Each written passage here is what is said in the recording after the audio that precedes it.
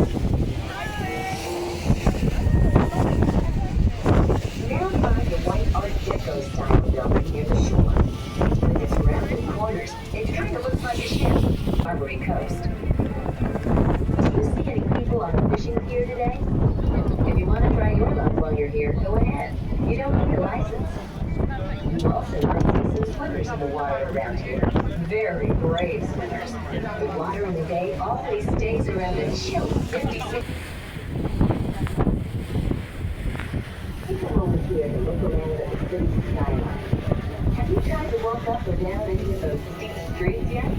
Even in thick fog or pouring rain, there'll be a line of cars waiting to wind down Lombard's twisted slope at the posted speed limit of 5 miles per hour.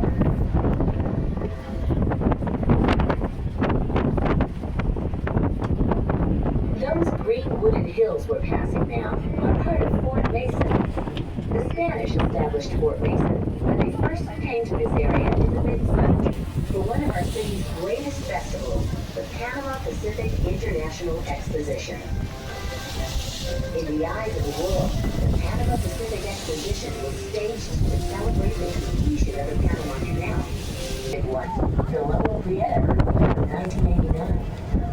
The landfill was unstable, and just as in 1906, as the buildings fell, fires quickly spread.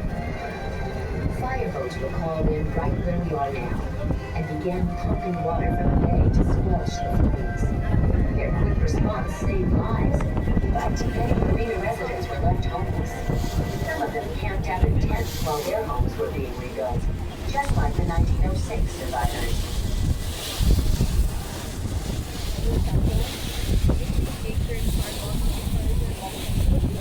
Now, look past the marina neighborhood and find the tall dome building.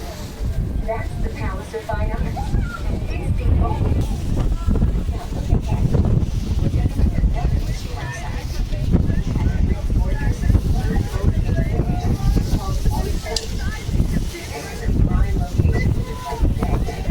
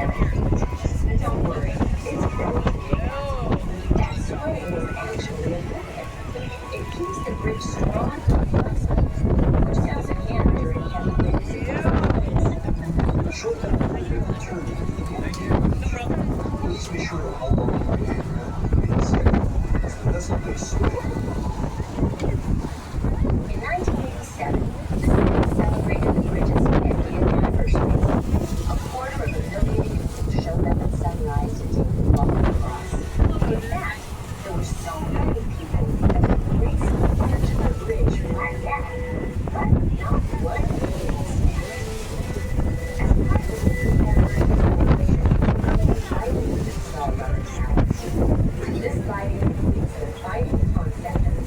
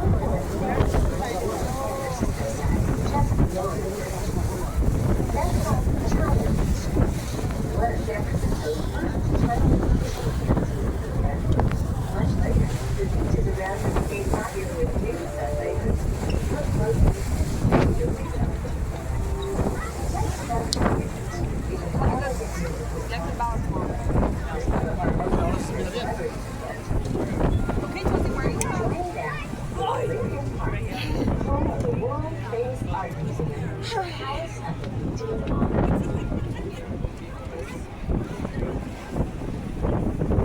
Now, look over at the other side of the bay. That area which is called the Marin Heavens. The lighthouse way out of the bay. It looks pretty small.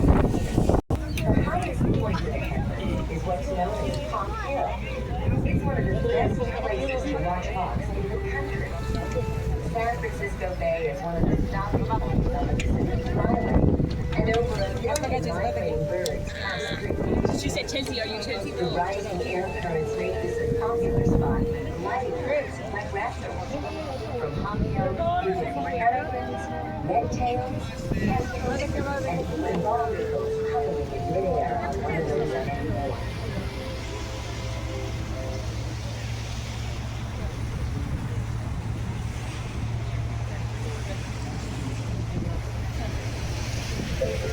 Marin County.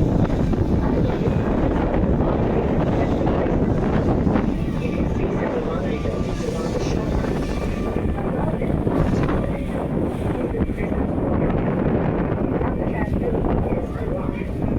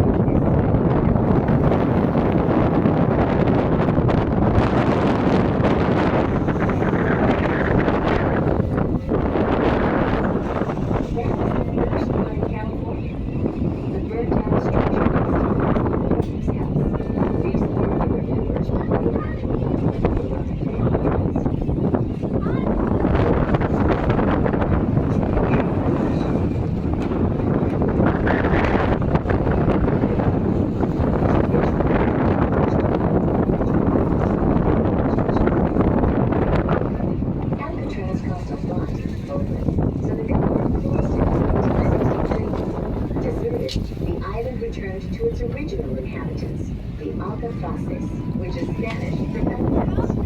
It remained empty until 1969, when a group of Did you say something 1991?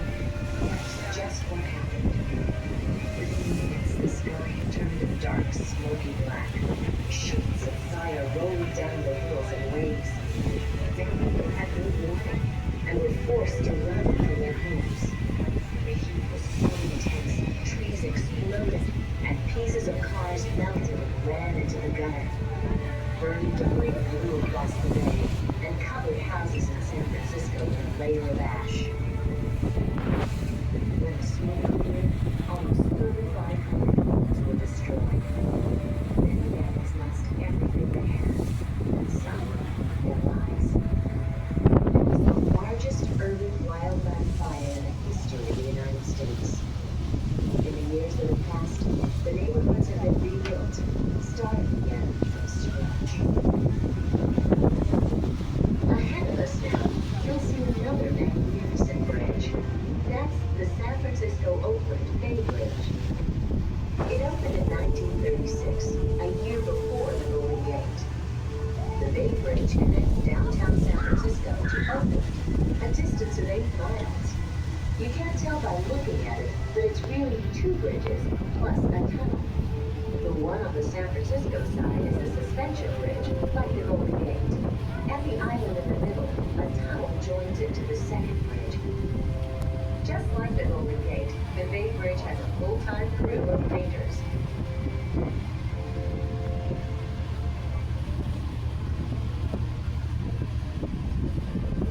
Now look at the island in the middle of the Bay Bridge.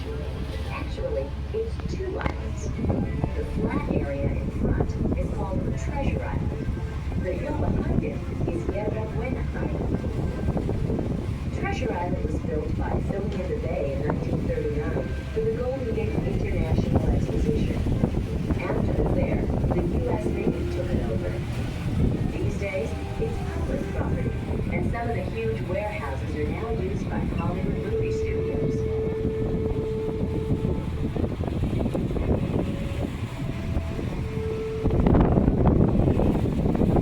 Now we're heading back towards the city. I love San Francisco's downtown skyline because it's such a wonderful mix of architecture. But every time I see this view, I think, who would build a skyscraper in earthquake country? Well, not to worry. Many of those buildings are now built on top of spring-like structures designed to cushion them. But it's still pretty scary to be on the 25th floor when the earth starts to move. We're looking at the city's financial district, otherwise known as the Wall Street of the West. Its long history of wheeling and dealing began during California's gold rush days. At that time, the city ended in Montgomery Street, which is almost empty today. Long mud flats separated it from the water. So the bridge was built out over the flats to attract prospectors around the boat. Eventually, the flats were filled in and built over.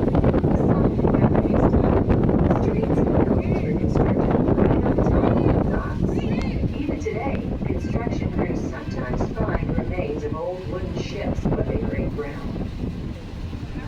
Construction never seems to stop in San Francisco.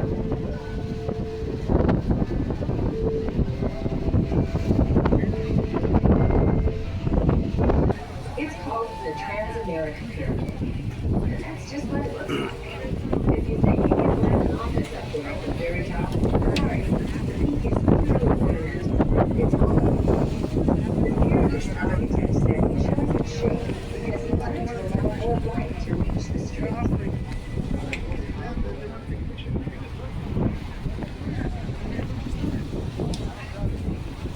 The hill to the right of the pyramid is known as Telegraph Hill. It got its name after the gold rush, when there was a telegraph on top. It's not the kind of telegraph that you might be thinking of. It was a big flagpole that had movable arms attached. The telegraph was there to send messages to the town.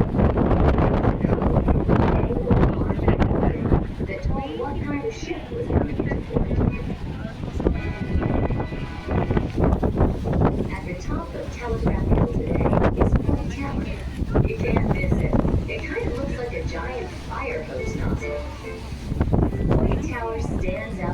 rest of the city, just like its creator did back in the early 1900s. Her name was Lillian Hitchcock Bennett. Lily was the cigar-smoking, poker-playing mascot of one of San Francisco's all-time markets. Think about the rented company Venice File. She loved to chase fires, and even more scandalous, she loved to wear men's clothing. When Mrs. Boyd died in 1991, she left $118,000 to build the town in memory of her husband. You can go up to the top to get a great view of the city today.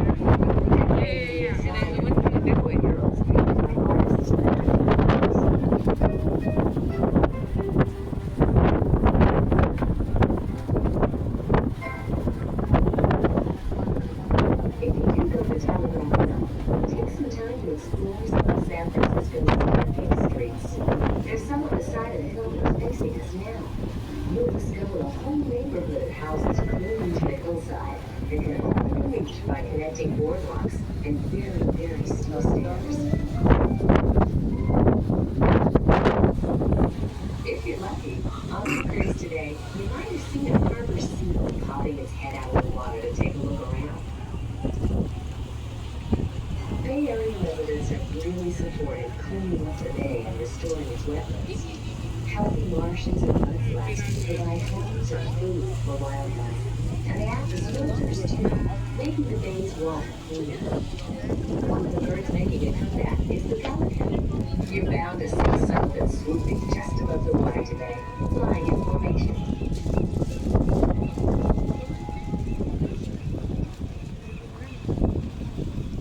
Now I want to show you another landmark. It's up above the boats docked in the harbor, to the right of Telegraph Road.